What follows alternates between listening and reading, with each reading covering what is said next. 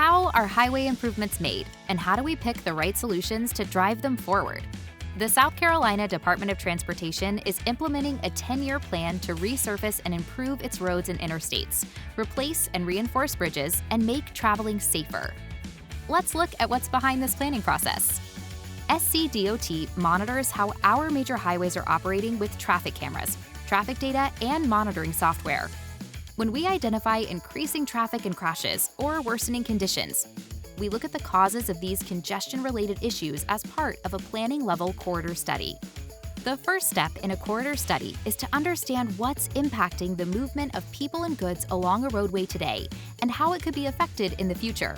We often coordinate with local stakeholders, transportation planning organizations, and the public on this task. We review multiple data sources, such as regional population trends. Is the population growing or shrinking? Does this population have specific transportation needs, such as a growing elderly population? Traffic and safety data. What types of crashes do we see? Are there more than a typical corridor? And economic development information. How many and what types of jobs are coming to this region? This analysis helps us detect the problems, define the purpose and need for any project, craft goals, and identify potential solutions. Simply adding a lane to allow for more vehicles isn't all that simple, nor is it always the best solution. We consider a wide range of alternatives, from low-cost improvements to major infrastructure upgrades to alternative forms of transportation. For every study, planners estimate how a roadway would perform if no improvements are made. This is called the no-build alternative. Doing nothing can come with consequences, including longer times to get from point A to point B, and potential increases in crashes as a result of congestion. After no build, low-cost traffic operational solutions are evaluated. These may include installing traffic signals on highway on-ramps to control vehicles entering the highway, adjusting speed limits using digital signage, or allowing for part-time or temporary use of shoulders as travel lanes.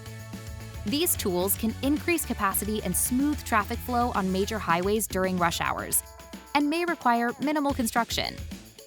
On non-interstate corridors, limiting driveways or access points and installing more modern signals can also improve congestion and avoid major construction. Even if these options are unable to fully reduce congestion, they may serve as an interim improvement for the corridor. Travel demand management is another tool we use to encourage change in commuter behavior. These strategies may include improved park and ride lots, bicycle and pedestrian enhancements, transit pass programs, work-at-home programs, carpooling initiatives, or adjusting work hours to help employees avoid traveling the corridor during typical rush hours. These programs and their potential to reduce traffic are evaluated for many urban and suburban corridors and typically require a greater level of private sector partnership. Major infrastructure improvement ideas, like expanding a roadway, are evaluated next. We assess them for traffic performance and their potential to impact adjacent communities and the environment. Widening a highway may be the most effective way to reduce congestion, but there are a number of factors that go into that decision. For example, aging roads and bridges may not always support current design standards or technologies needed for alternative road improvements. Therefore, we always need to study the existing road infrastructure to determine if it can support the solutions identified in each corridor study.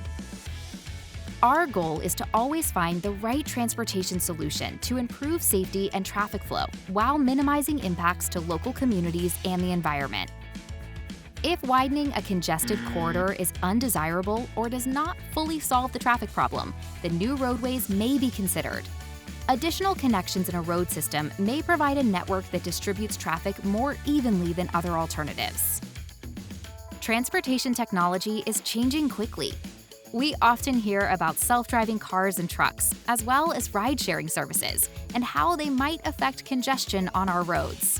While it's still unclear what impact these technologies will have on traffic, we're adding electrical and communications equipment to our roads and bridges today to accommodate future technology and smart corridors of tomorrow.